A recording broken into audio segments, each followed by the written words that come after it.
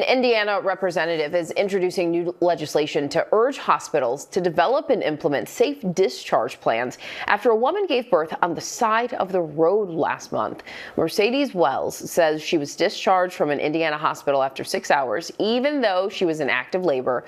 Just minutes later, Mercedes' husband delivered their daughter in their car. Democratic Congresswoman Robin Kelly is proposing the Women Expansion for Learning and Labor Safety, or WELLS Act, in hopes of preventing something like this from ever happening again. And Representative Kelly, along with gynecologist Dr. Jessica Shepard, are both joining me now. Thank you both for being with us. Congresswoman, I'll start with you. Beyond requiring discharge plans, what other policies are you hoping to implement with this legislation? My bill aims to deal with systemic issues around maternal care, racial disparities, hospital accountability.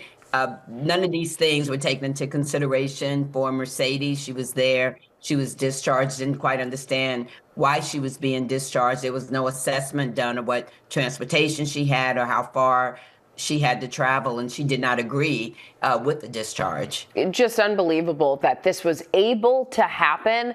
Dr. Shepard, it's unbelievable that this was able to happen, but we know about the rates when it comes to maternal mortality and disparities in healthcare. Black women are 3 times as likely to die from pregnancy-related causes than white women. Why is having a safe discharge plan so important, Dr. Shepard? Well, Janae, I'm actually going to take it back a step further. You said the word unbelievable. It's not unbelievable. This is actually believable when we think of the United States and maternal mortality and care of pregnant women here. Because when we look at the rates of what we think of industrialized countries, we actually remain the country with the highest rate of maternal deaths. So obviously these stories are believable. So the discharge plan, from any hospital can differ, but I think it even goes deeper than that, that we really have to look at what is racial bias and what is an inherent bias, and really looking at the system, because in the system are multiple people, multiple protocols, and all of these are flawed, which is why we have these outcomes. So I think that the WELLS Act is really one of the many ways that will help ensure that we have safety and that we have really that care, and taking away from racism when we think of medical attention when it comes to women who are pregnant. Dr. Shepard, that was such an important point that you made in terms of the reframing around how unbelievable, but the fact that it is believable when you look at the data and the kind of stories that we see out of hospitals around this country on a daily basis. So a really important, still shocking point. Representative Kelly, you've worked on legislation concerning maternal health for nearly a decade. So what more can be done to fix this issue, especially for Black and brown women? Well, we just had a forum yesterday, and we had an OBGYN with us. When Black women go to get checkups, they need to have someone with them. I believe in doulas.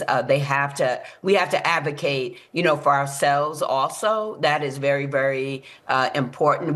We need to feel comfortable with the doctor, and also the challenge.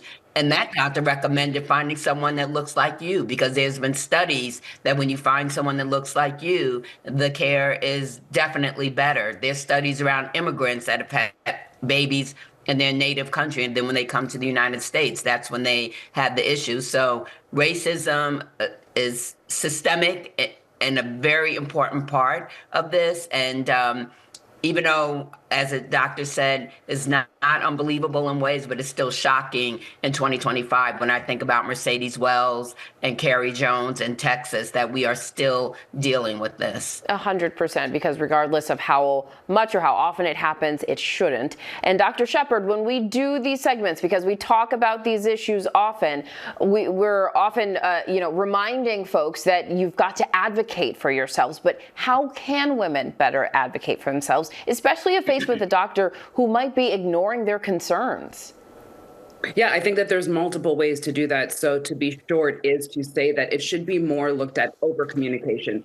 We listed some of those things, such as having a doula, having an advocate, even having just another person with you, because when we look at the underlying social economic inequalities, a lot of that boils down to what is the actual communication that's transpiring between the healthcare provider and the patient, and ensuring that everything that is being communicated is understood. And if it's not, then asking for someone else to make sure that that communication is being transpired in a way that the patient is fully aware of what's going on, and and can also ensure that they get their opinion into that communication. Important reminders. Democratic Representative Robin Kelly and gynecologist Dr. Jessica Shepard, thank you both so much for being with us to talk about a really important topic, ladies. Thank you.